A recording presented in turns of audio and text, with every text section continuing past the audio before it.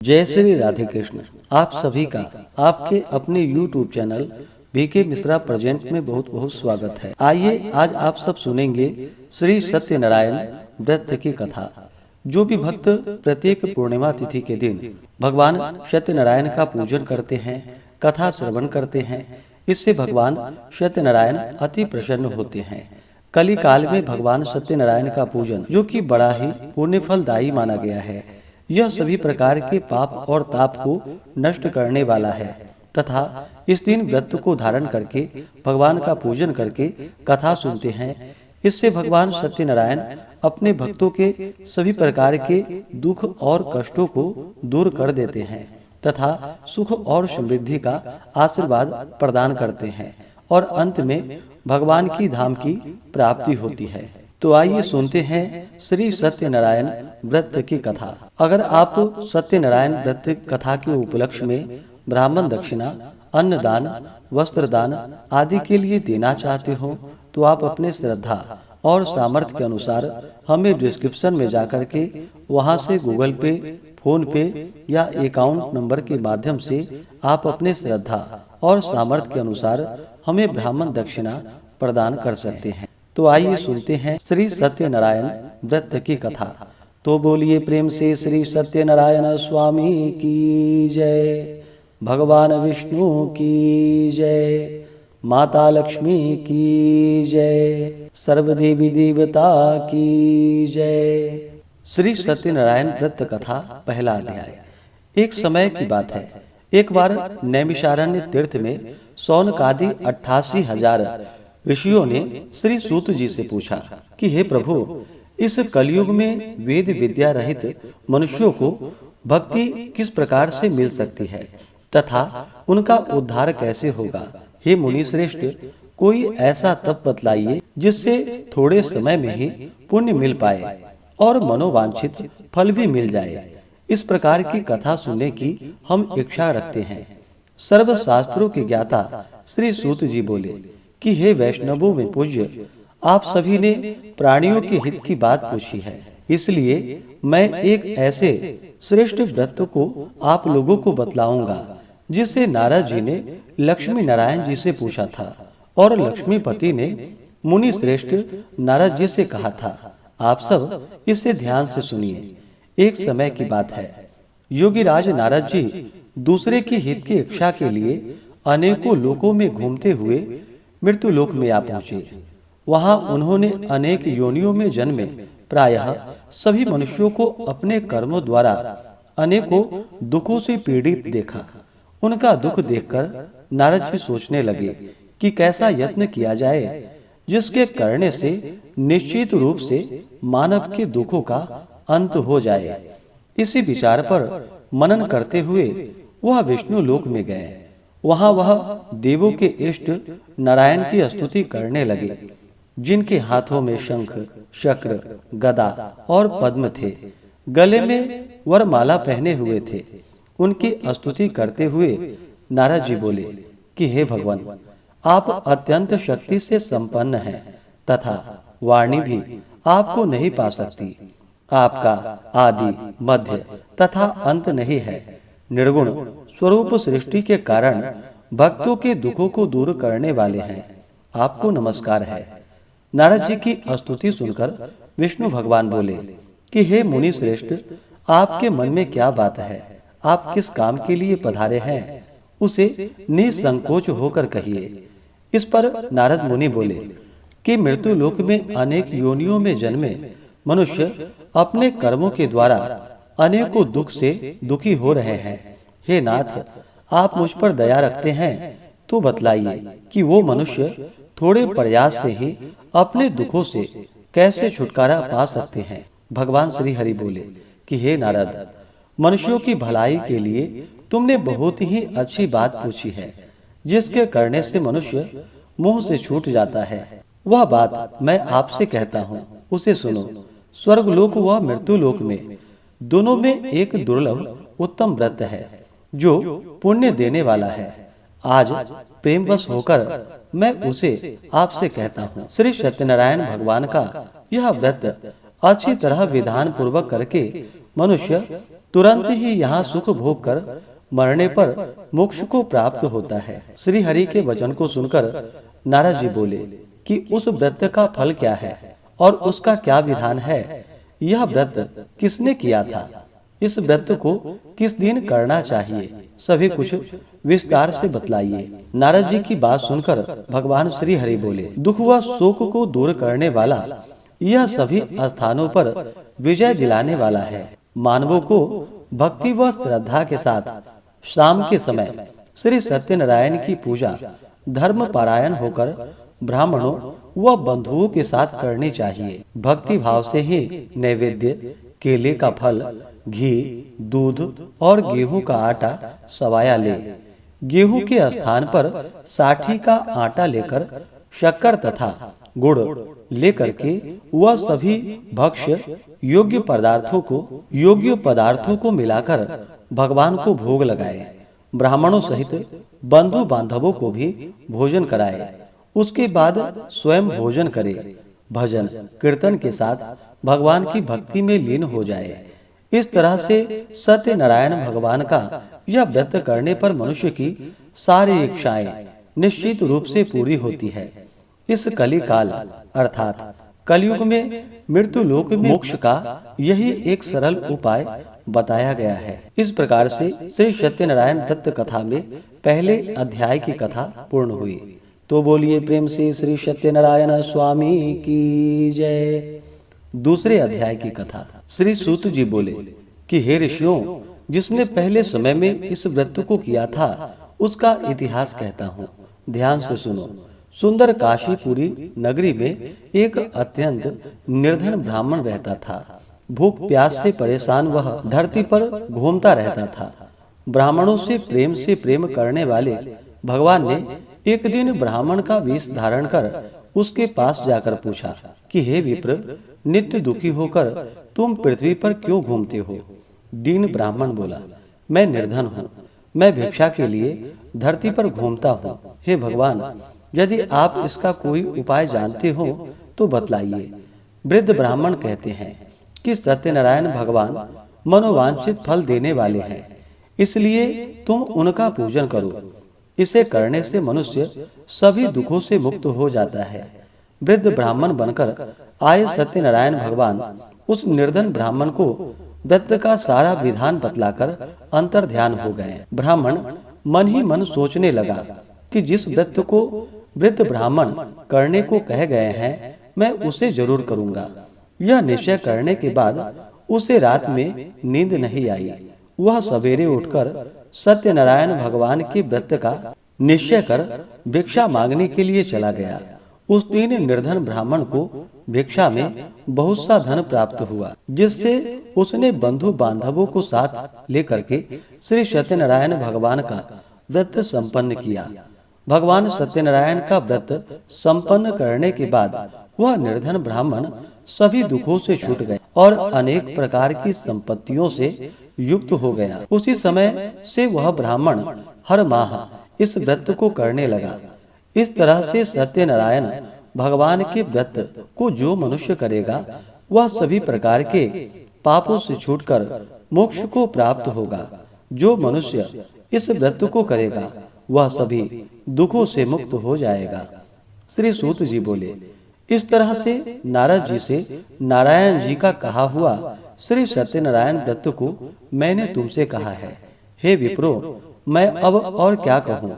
ऋषि बोले कि हे मुनिवर, संसार में उस विप्र से सुनकर और किस किस ने इस व्रत को किया, हम सब इस बात को सुनना चाहते हैं।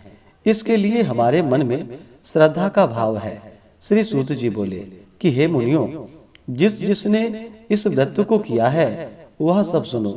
एक समय वही विप्र धन व ऐश्वर्य के अनुसार अपने बंधु बांधवों के साथ इस व्रत को करने को तैयार हुआ। उसी समय एक लकड़ी बेचने वाला बूढ़ा आदमी आया और लकड़ियां बाहर रखकर अंदर ब्राह्मण के घर में गया। प्यास से दुखी वह लकड़हारा उसको व्रत करते हुए देखकर विप्र को नमस्कार कर पूछने लगा कि आप यह क्या कर रहे हैं तथा इसे करने से क्या फल मिलेगा, कृपा करके मुझे बतलाइए। ब्राह्मण ने कहा, कि सब मनोकामनाओं को पूरा करने वाला यह सत्यनारायण भगवान का व्रत है।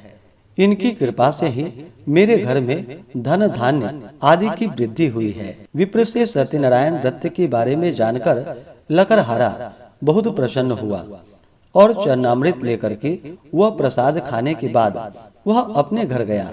लकड़हारे ने अपने मन में संकल्प किया कि आज लकड़ी बेचने से जो धन मिलेगा उसी से श्री सत्यनारायण भगवान का उत्तम मैं व्रत करूंगा।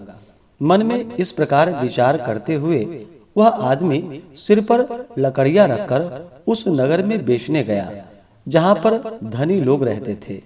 उस नगर में उसे अपनी लकड़ियों का दाम पहले से 4 गुना अधिक प्राप्त हुआ। बूढ़ा लकड़हारा प्रसन्नता के साथ दाम ले करके केले, शक्कर, घी, दूध, दही और गेहूं का आटा ले और सत्यनारायण भगवान के व्रत की अन्य सामग्रियां लेकर के अपने घर गया। वहां उसने अपने बंधु बांधवों को बुलाकर विधि विधान से सत्यनारायण भगवान का पूजन और व्रत किया।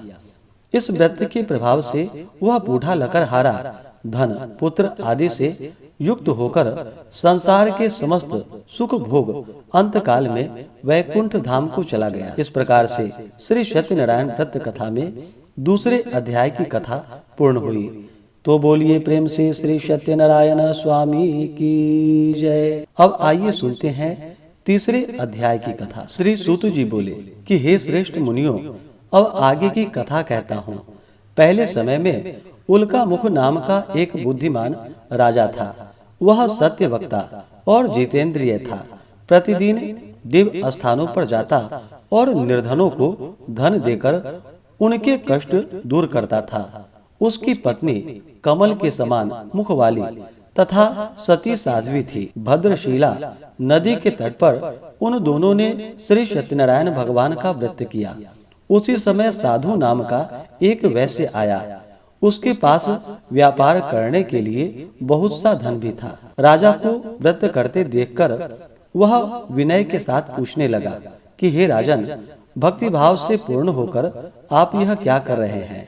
मैं सुनने की इच्छा रखता हूँ, तो आप मुझे बतलाइए। राजा बोला कि हे साधु, अपने बंधु बांधवों के साथ पुत्रादि की प्राप्ति के लिए एक महाशक्तिमान श्री सत्यनारायण भगवान का व्रत व पूजन कर रहा हूँ। राजा के वचन सुनकर साधु आदर से बोला कि हे राजन, मुझे इस व्रत का सारा विधान कहिए। आपके कथानुसार मैं भी इस व्रत को करूँगा। मेरी भी संतान नहीं है और इस व्रत को करने से निश्चित रूप से मुझे संतान की प्राप्ति होगी। राजा से व्रत का सारा विधान सुनकर व्यापार से निवृत्त हो वह अपने घर को चला गया। साधु वैश्य ने अपनी पत्नी को संतान देने वाले इस व्रत का वर्णन कह सुनाया और कहा कि जब मेरी संतान होगी तब मैं इस व्रत को करूंगा। साधु ने इस तरह के वचन अपनी पत्नी लीलावती से कहे।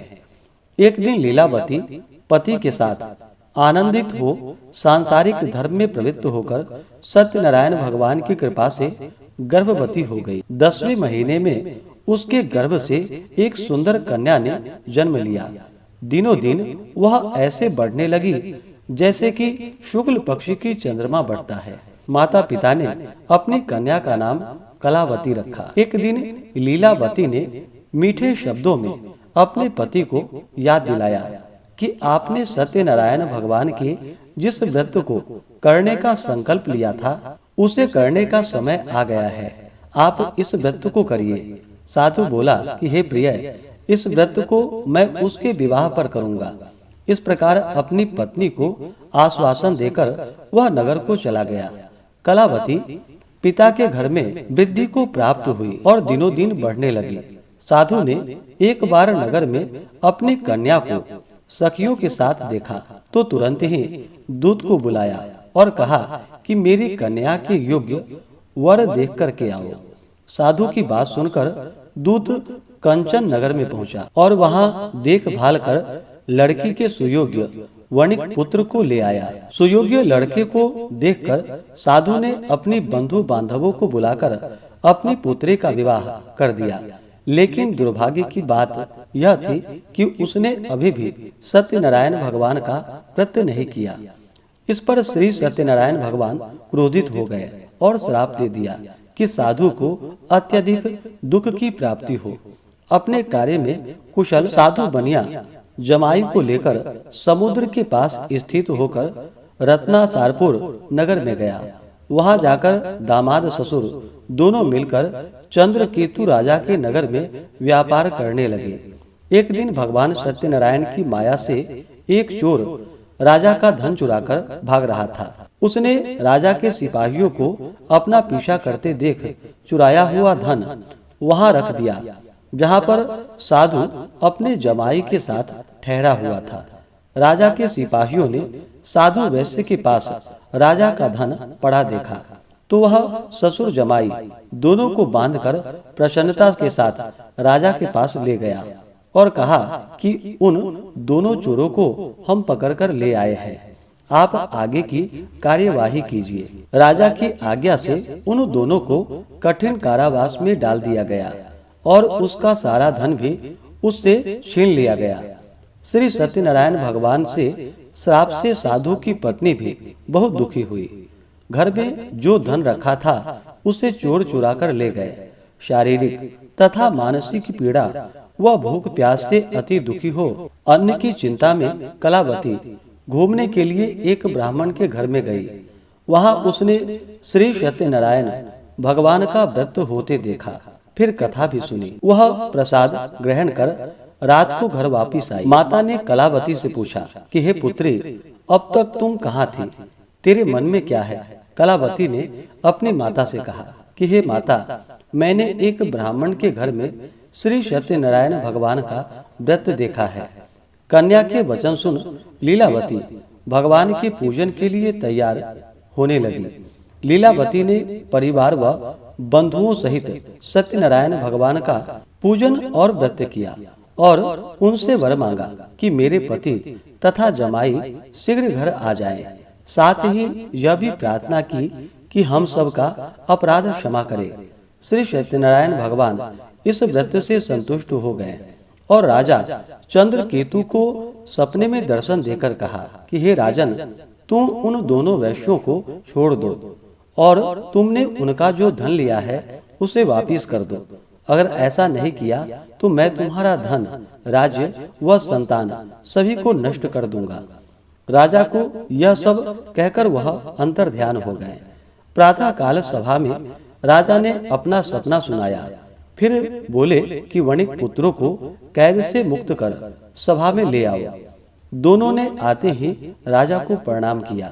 राजा मीठी वाणी में बोला कि हे महानुभावों, भाग्यवश ऐसा कठिन दुख तुम्हें प्राप्त हुआ है, लेकिन अब तुम्हें कोई भय नहीं है। ऐसा कहकर राजा ने उन दोनों को नए वस्त्राभूषण भी पहनाए और जितना धन लिया था उसका दोगुना धन वापिस कर दिया।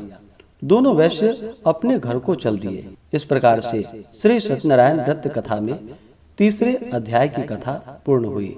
तो बोलिए प्रेम से श्री सत्यनारायण स्वामी की जय। अब सुनते हैं चौथे अध्याय की कथा। श्री सूत जी बोले, वैश्य ने मंगलाचार कर अपनी यात्रा आरंभ की और अपने नगर की ओर चल पड़ा।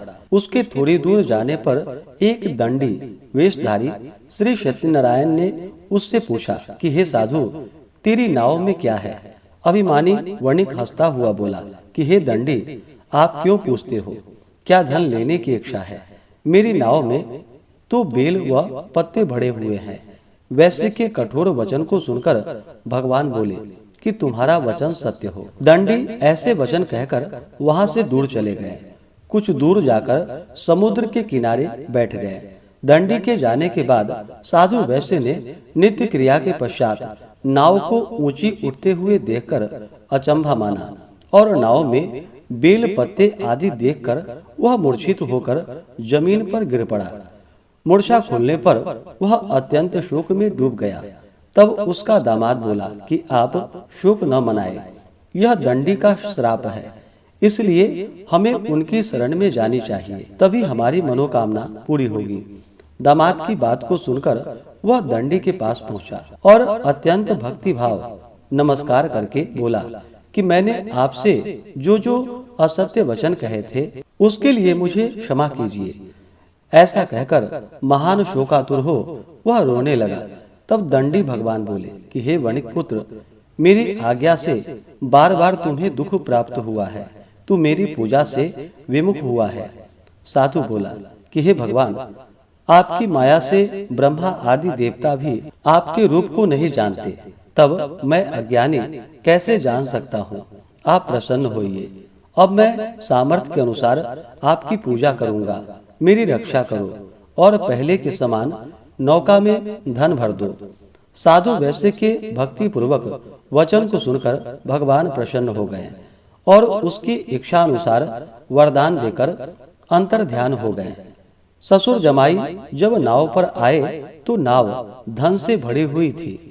फिर वही अपने अन्य साथियों के साथ सत्यनारायण भगवान का पूजन कर अपने नगर को चल दिया। जब नगर के नजदीक पहुँचे तो दूत को घर पर खबर करने के लिए भेज दिया। दूत साधु की पत्नी को प्रणाम कर कहता है कि मालिक अपने दामाद सहित नगर के निकट आ गए हैं। साधु की पत्नी लीलावती ने बड़े हर्ष के साथ सत्यनारायण भगवान का पूजन कर अपनी पुत्री कलावती से कहा कि मैं अपने पति के दर्शन को जाती हूँ, तू कार्य पूर्ण कर शीघ्र आ जाना। माता के ऐसे वचन को सुनकर कलावती जल्दी में प्रसाद छोड़कर अपने पति के पास चली गई। प्रसाद की अवज्ञा के कारण श्री सत्यनारायण भगवान रुष्ट हो गए और नाव सहित उसके पति को पानी में डुबो दिया। कलावती अपने पति को वहां न पाकर रोती हुई जमीन पर गिर गई। नौका को डूबा हुआ देख वह कन्या को रोता देख साधु दुखी होकर बोला कि हे प्रभु, मुझसे तथा मेरे परिवार से जो भूल हुई उसके लिए क्षमा करे। साधु के दीन वचन को सुनकर श्री सत्यनारायण भगवान प्रसन्न हुए और आकाशवाणी हुई कि हे साधु, तेरी कन्या मेरी प्रसाद को छोड़कर आई है, इसलिए उसका पति अदृश्य हो गया है। यदि वह घर जाकर प्रसाद खाकर लौटती है तो उसे उसका पति अवश्य प्राप्त होगा। ऐसी आकाशवाणी को सुनकर कलावती घर पहुंची और प्रसाद खाकर फिर आकर अपने पति के दर्शन करती है। इसके बाद साधु अपने बंधु बांधवों सहित श्री सत्यनारायण भगवान का विधि विधान से पूजन करता है। इस लोक का सुख भोग वह अंत में स्वर्ग को प्राप्त होता है। इस प्रकार से श्री सत्यनारायण व्रत कथा में चौथे अध्याय की कथा पूर्ण हुई। तो बोलिए प्रेम से श्री सत्यनारायण स्वामी की जय। अब सुनते हैं 5वें अध्याय की कथा। श्री सूत जी बोले कि हे ऋषियों, मैं और भी एक कथा सुनाता हूँ, उसे भी ध्यान पूर्वक सुनो। प्रजा पालन में लीन तुंगध्वज नाम का एक राजा था। उसने भी भगवान का प्रसाद त्याग कर बहुत ही दुख प्राप्त किया। एक बार वन में जाकर वन्य पशुओं को मारकर वह बड़ के पेड़ के नीचे आया। वहां उसने ग्वालों को भक्ति भाव से अपने बंधुओं सहित सत्यनारायण भगवान का पूजन करते देखा। अभिमानवश राजा ने उन्हें देखकर भी पूजा स्थान में नहीं गया और ना ही उसने भगवान को नमस्कार किया। ग्वालों ने राजा को प्रसाद दिया, लेकिन उसने वह प्रसाद नहीं खाया और प्रसाद को छोड़कर वह अपने नगर को चला गया। जब वह नगर में पहुंचा तो वहां सब कुछ तहस नहस हुआ पाया, तो वह शीघ्र ही समझ गया कि यह सब भगवान ने ही किया है। वह दोबारा ग्वालों के पास पहुंचा और विधि पूर्वक पूजा करके प्रसाद खाया, तो श्री सत्यनारायण भगवान की कृपा से सब कुछ पहले जैसा हो गया। दीर्घ काल तक सुख भोगने के बाद मरणोपरांत उसे स्वर्गलोक की प्राप्ति हुई। जो मनुष्य परम दुर्लभ इस व्रत को करेगा तो भगवान सत्यनारायण की अनुकंपा से उसे धन धान्य की प्राप्ति होगी। निर्धन धनी हो जाता है और अभय मुक्त हो जीवन जीता है। संतानहीन मनुष्यों को संतान सुख प्राप्त होता है और सारे मनोरथ पूर्ण होने पर मानव अंत काल में वैकुंठ को जाता है। सूत जी बोले, जिन्होंने पहले इस व्रत को किया है अब उसके दूसरे जन्म की कथा कहता हूँ। वृद्ध सतानंद ब्राह्मण ने सुदामा का जन्म लेकर मोक्ष की प्राप्ति की। लकड़हारे ने अगले जन्म में निषाद बनकर मोक्ष को प्राप्त किया। उल्कामुख नाम का राजा दशरथ होकर वैकुंठ को गए। साधु नाम के वैश्य ने मोर ध्वज बनकर अपने पुत्र को आरे से चीरकर मोक्ष को पाया। महाराज तुंग ध्वज ने स्वयंभू होकर भगवान में भक्ति युक्त हो कर्म करके मोक्ष को प्राप्त किया। इस प्रकार से श्री सत्यनारायण व्रत कथा में 5वें अध्याय की कथा पूर्ण हुई। तो बोलिए प्रेम से श्री सत्यनारायण स्वामी की जय, भगवान विष्णु की जय, माता लक्ष्मी की जय, सर्व देवी देवता की जय। इसी प्रकार से जो भी भक्त सच्ची श्रद्धा के साथ नियम और निष्ठा के साथ भगवान सत्यनारायण का पूजन करते हैं, व्रत रखते हैं, कथा श्रवण करते हैं, तो भगवान सत्यनारायण की कृपा से उनके सभी दुख व कष्ट दूर हो जाते हैं तथा सभी प्रकार के सुख और समृद्धि की प्राप्ति होती है। तो आशा करता हूँ कि यह कथा आपको अच्छा लगा हो। इसी प्रकार से ज्ञानवर्धक जानकारियाँ प्राप्त करते रहने के लिए, व्रत पूजा के बारे में जानने के लिए, कथा को सुनने के लिए चैनल पे अगर आप पहली बार आए हैं तो चैनल को लाल बटन दबा करके सब्सक्राइब करें, साथ में बेल आइकन घंटी को दबाएं ताकि आने वाली वीडियो का नोटिफिकेशन आपको समय से मिलता रहे। वीडियो को लाइक करें, शेयर करें। सुखी रहें और स्वस्थ रहें। जय श्री राधे कृष्ण। धन्यवाद।